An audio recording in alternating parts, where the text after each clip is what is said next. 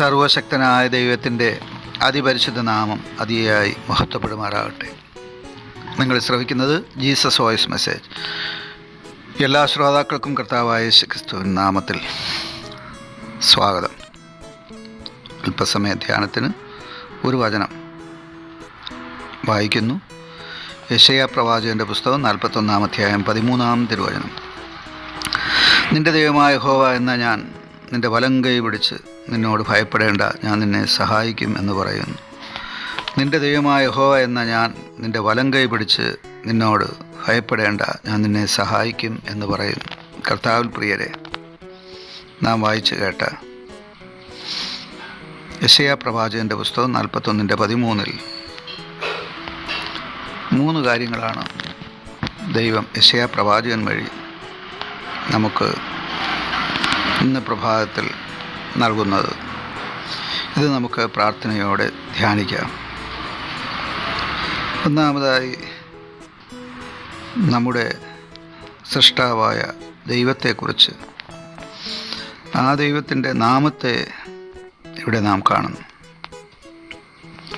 നാം അഥവാ ഈ ഭൂമിയിൽ ജീവിക്കുന്നവരായ നാം അനാഥരല്ല, നാം സനാഥരാണ്.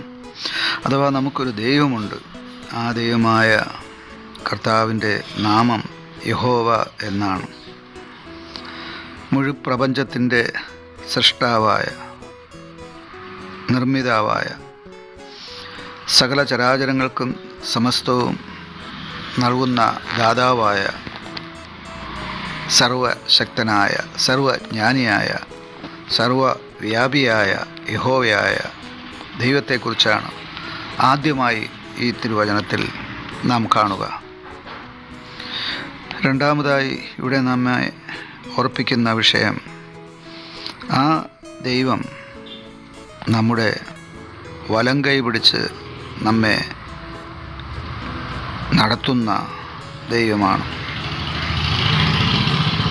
നാം കുഞ്ഞുങ്ങളായിരിക്കുമ്പോൾ നമ്മുടെ മാതാപിതാക്കൾ, നമ്മുടെ സഹോദരങ്ങൾ നമ്മെ വലങ്കൈ പിടിച്ച് നടത്തുന്ന അനുഭവങ്ങൾ നമുക്ക് ഓർമ്മയുണ്ടാകും. എപ്പോഴാണ് ആ വലങ്കൈ പിടിച്ച് നമ്മെ നടത്തുന്ന അനുഭവം നമുക്ക് ആവശ്യമായിരിക്കുന്നത്? നാം അശക്തരായിരിക്കുമ്പോൾ, നാം കുഞ്ഞുങ്ങളായിരിക്കുമ്പോൾ, നാം ബലഹീനരായിരിക്കുമ്പോൾ, നാം ക്ഷീണിതരായിരിക്കുമ്പോൾ, നമുക്ക് സുഖമില്ലാതിരിക്കുമ്പോൾ, നാം മാനസികമായോ ശാരീരികമായോ അശക്തരായിരിക്കുമ്പോഴൊക്കെ നമുക്ക് എല്ലാറ്റിനുപരിയായി നാം കുഞ്ഞുങ്ങളായിരിക്കുമ്പോൾ, ബലമില്ലാത്ത അവസ്ഥയിൽ, ഇവിടെ പറഞ്ഞിരിക്കുന്നത് അപ്രകാരമുള്ള കുഞ്ഞുങ്ങളോടല്ല, മുതിർന്നവരോടാണ്. മുതിർന്നവർ തന്നെയും ബലഹീനരാകുന്നു, തളർന്നു പോകുന്നു, ക്ഷീണിച്ചു പോകുന്നു.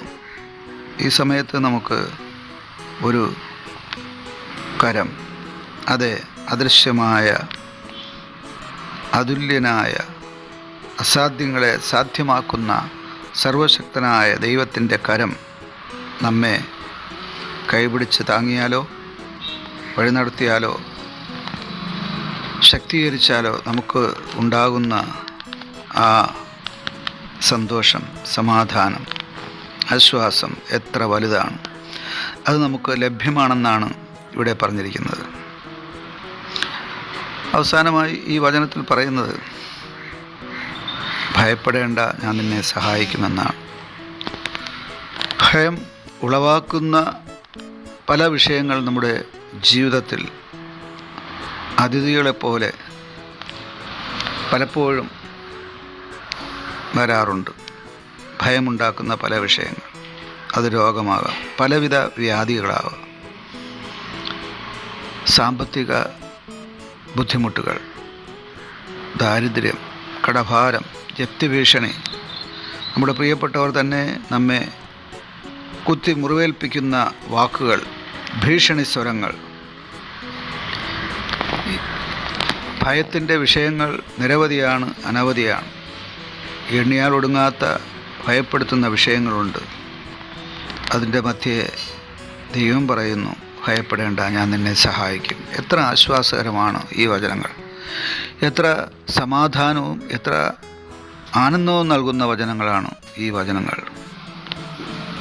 ഇന്ന് പ്രഭാതം നാം ഈ വചനത്തിൻ്റെ ബലത്തിൽ ദൈവകൃപ പ്രാപിച്ചുകൊണ്ട് ദൈവത്തിൻ്റെ കൃപയിൽ ആശ്രയിച്ച് മുന്നോട്ട് പോകുവാൻ നമുക്ക് ആ വലങ്കരങ്ങളിൽ നമ്മെ തന്നെ സമ്പൂർണ്ണമായി സമർപ്പിക്കാം.